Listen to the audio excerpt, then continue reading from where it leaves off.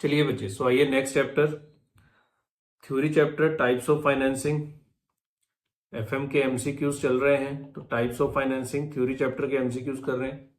सो अगर आपने अभी तक थ्योरी चैप्टर नहीं पढ़ा है तो फिलहाल इसकी क्लास ना लगाइएगा, बिकॉज थ्योरी चैप्टर पढ़ा होगा तो ये समझ में आएगा ना। और अगर मैं गारंटी देता हूं, अगर इसमें से कुछ आ गया ना तो मोस्ट प्रोबेबली आप बच्चे नहीं कर पाएंगे, क्योंकि थ्योरी ढंग से करके नहीं जाते बच्चे। सो थ्योरी अच्छे से पढ़नी है, हमने अच्छे से आपको पढ़ाई है। खास करके 2 चैप्टर्स तो करने ही करने हैं, एक scope and objectives of financial management और दूसरा टाइप्स ऑफ फाइनेंसिंग। ठीक है, सो आइए।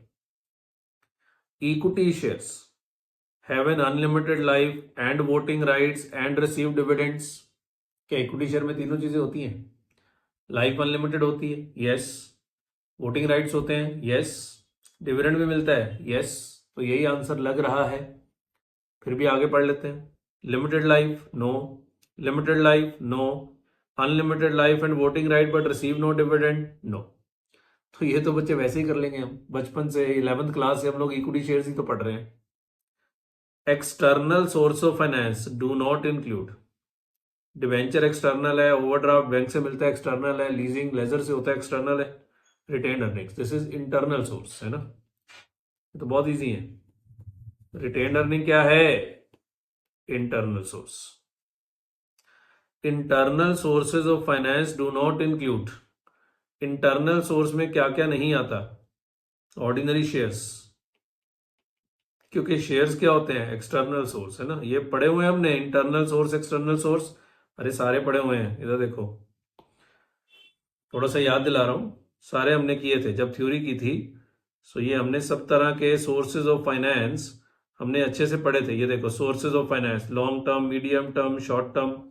लॉन्ग टर्म में owners capital and all that. So internal external सब हमने बीच में पढ़ा हुआ है।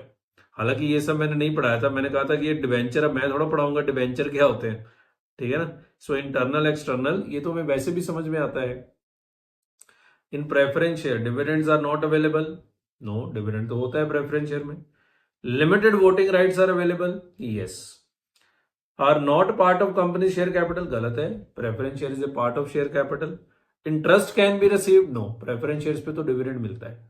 So limited voting rights available होते हैं, क्यों? कि अगर 3 साल तक हम प्रेफरेंस डिविडेंड ना दें तो उनको फिर इक्विटी शेयर्स के राइट्स मिलने शुरू हो जाते हैं।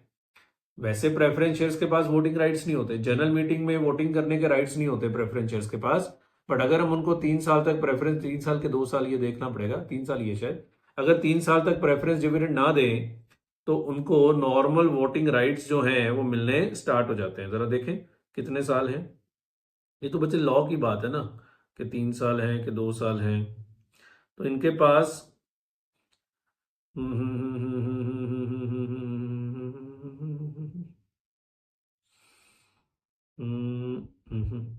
कहाँ लिखा है?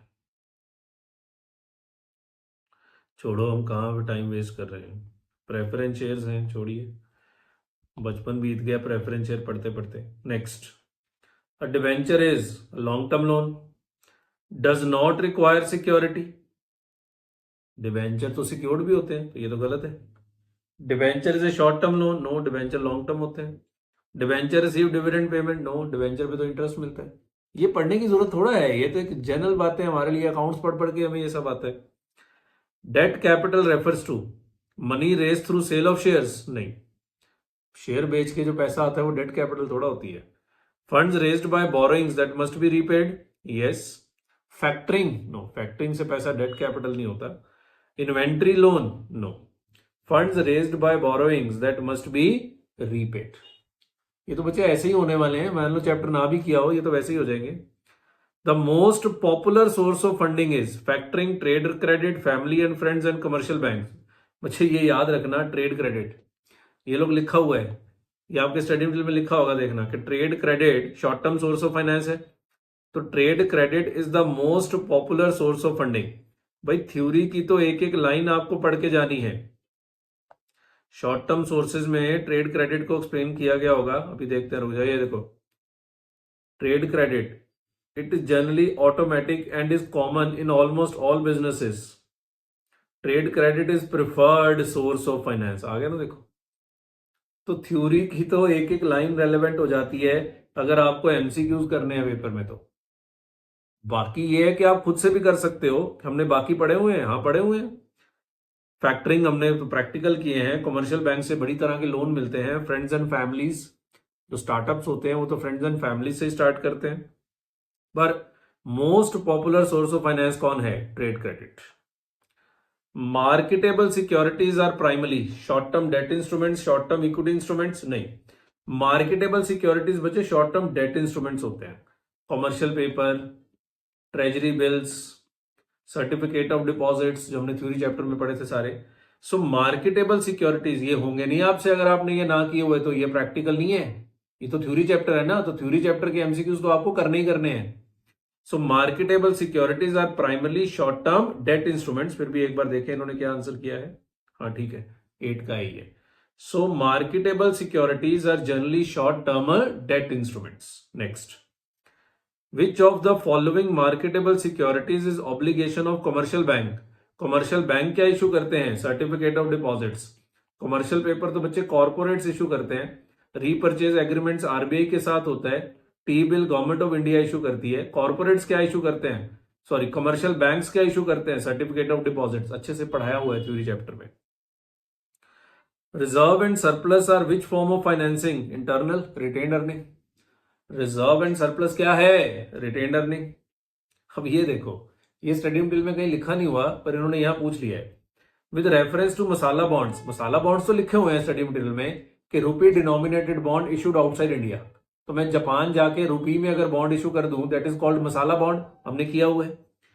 Which of the statements given below is or are correct? Second देखो पहले, they are rupee denominated bond and a source of debt financing for public और private sector. Yes, this is rupee denominated bond होते हैं जो issue होते हैं outside India.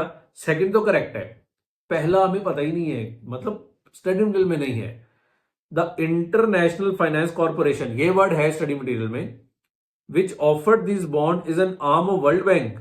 बच्चे इसका आंसर यस है, पर ये लर्न होना चाहिए तभी होगा पेपर में, अदरवाइज ये होएगा नहीं। जो आईएफसी है, मैं आपको बता दूं आईएफसी कहां पे है। जहां पे हमने ये बॉन्ड बूंड पढ़े थे, मसाले बॉन्ड एंड ऑल दैट, उसी के नीचे हमने आईएफसी के बारे में भी पढ़ा था, इंटरनेशनल फाइनेंस कॉर्पोरेशन। यहां भी आया होगा, भी रुक जाओ, ये सब अच्छे से पढ़ाया हुआ है आपको।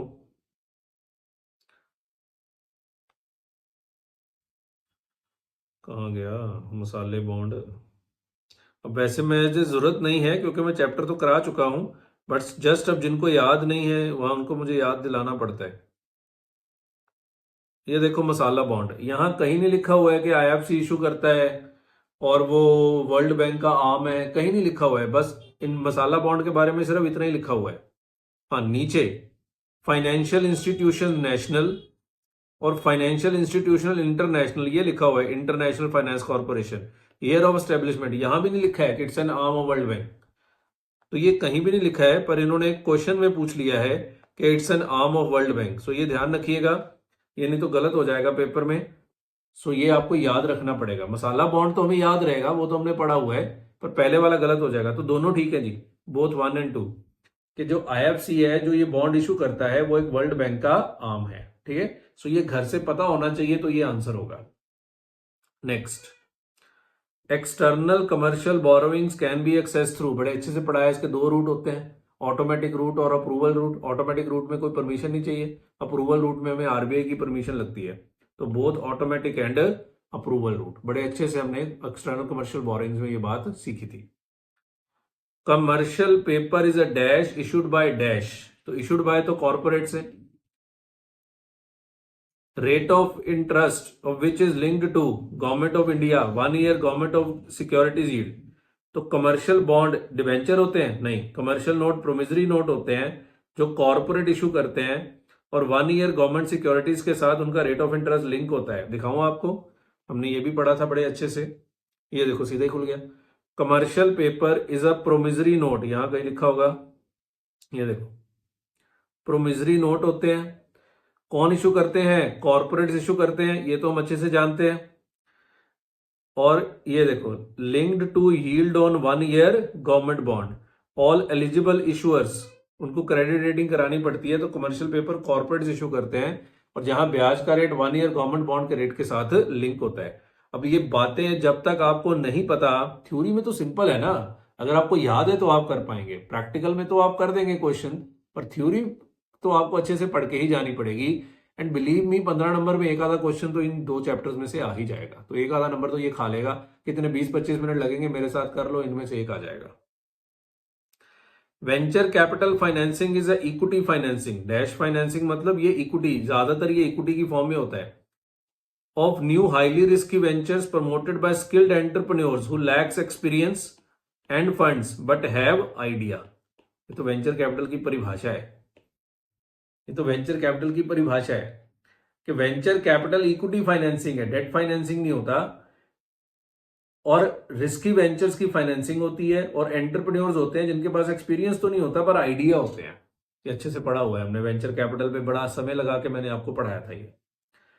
Dash bond gives an investor an option, that bond give the investor an option back to the company before maturity, put back the instrument to the company before maturity. Puttable, puttable होते हैं कि मान लो 10 साल का bond है, पड़े हुए हैं फिर बता रहा हूं, 10 साल का बॉन्ड है, पुटेबल बॉन्ड है 5 साल बाद, तो 5 साल बाद आप कभी भी जाओ कंपनी के मुंह पे मारो बॉन्ड और कंपनी आपको पैसा वापस कर देगी।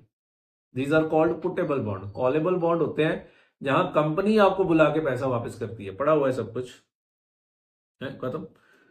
A company has an existing EPS of 7.5, बाप रे बाप, practical. A company has an existing EPS of 7.5, it makes an FPO of 15,000 shares issued at a price of 25 पर शेयर। एफपीओ क्या होता है? फॉलो ऑन पब्लिक ऑफर निकाला है उसने, 15,000 कुछ नहीं, 15,000 शेयर इशू करे हैं 25 रुपए के भाव पे। The funds thus raised are expected to earn a post tax return of 28%। तो आप 25 रुपए पर शेयर पे रेज करोगे तो 28% आपकी कमाई होगी। तो बताओ आपकी अर्निंग कितने से बढ़ेगी? 25 इंटू 28%, 7 से। What will be the expected impact on EPS? बच्चे अभी आपका 7.5 रुपए अर्निंग पर शेयर है, नए वाले शेयर से अर्निंग पर शेयर 7 रुपए है, तो ओवरऑल अर्निंग पर शेयर 7.5 से नीचे आ जाएगा। भाई अभी आप 7.5 कमा रहे हो, अगर नए फंड्स का ईपीएस भी 7.5 होता तो ओवरऑल ईपीएस 7.5 ही रहता। एग्जिस्टिंग फंड्स का ईपीएस 7.5 है, नए फंड्स का ईपीएस 7 है, तो ओवरऑल ईपीएस तो 7.5 से नीचे आ जाएगा ना, तो ईपीएस विल बी बिलो 7.5। ये बढ़िया सवाल है, ये गलत हो जाएगा पेपर में।